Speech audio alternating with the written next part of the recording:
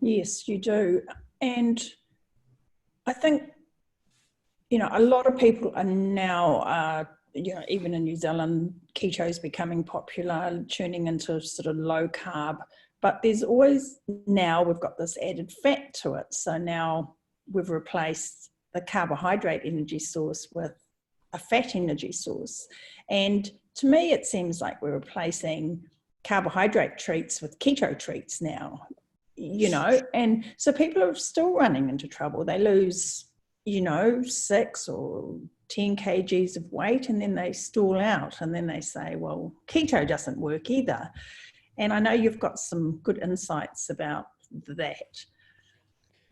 Right, absolutely. So honestly, I think the entire keto verse is stalled out way fatter than they want to be. And what happens is people go on a very low carbohydrate diet, and after a few weeks, they get fat adapted, which is awesome, which is a huge beneficial property of low carbohydrate ketogenic diets.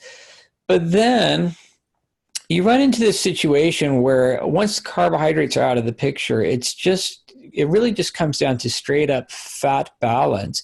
If the grams of fat you eat every day equal the grams of fat you burn every day, you're never going to lose any more weight at all. So this is kind of a two-level thing. In order to get better at burning fat, you avoid eating carbohydrates, and then you force your body to get better at burning fat. And then if you want to burn more stored body fat, you also eat less fat. And then not only are you burning fat, but the fat that you burn has to come from inside your own body. So by reducing both carbs and fats, you're not only forcing your body to burn fat, but you're forcing your body to burn its own fat. Well, how do you do that without just being starving all the time? You eat way more protein or fiber or minerals or foods that have a low energy density, foods that are low in carbs and low in fat. This is the low energy diet, which is really, things like lean meat and green vegetables and things that are essentially low carb and low fat at the same time. And it's like a ketogenic diet without all the refined added fats, without the butter, the heavy cream, the oils, the coconut oil, the fat bombs, the nuts, the high fat dairy, the keto snacks, the keto all, like you said, all of these keto snacks that keep people in a positive fat balance where they're eating just as much fat or more than they're burning. And your book illustrates that beautifully. I love your sort of like, you've got a fan graph kind of, and so you can, depending on a person's needs, you explain quite clearly their protein to fat and carb, or protein to energy ratio, you call it. So, you're quite open about eating vegetables or fats. You're not a anti-vegetable kind of person. Do you want to explain that a bit? So you were saying, someone who's leaner can get away with more, whereas someone who has more body fat, they'll need to have leaner protein, maybe more fiber. Right. So in the book, we graph out, we literally create a vector based on your protein to energy ratio, which is the grams of protein you're eating divided by the grams of net carbs and fat you're eating, or non-protein energy.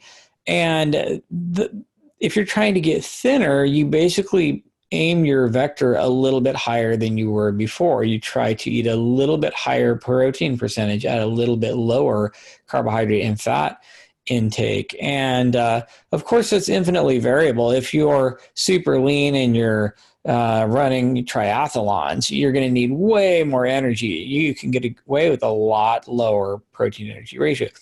But if you're really overweight and you have a lot of fat to lose and you're fairly sedentary, you want to aim as high as you can on the protein energy ratio. You want to eat more, maybe just the leanest proteins you can find. You might want to eat, skinless poultry and fish and egg whites and whey powder or something like that.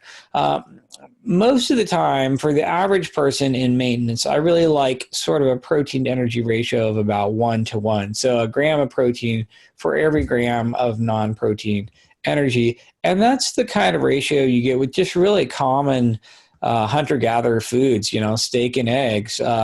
If you kill an animal and eat the whole thing, you're getting a protein energy ratio of about 2 to 1, which is awesome. If you threw some fruit or vegetables in there, it's closer to about 1 to 1. And that's kind of perfect. And I think that's a really great maintenance place to be for most people.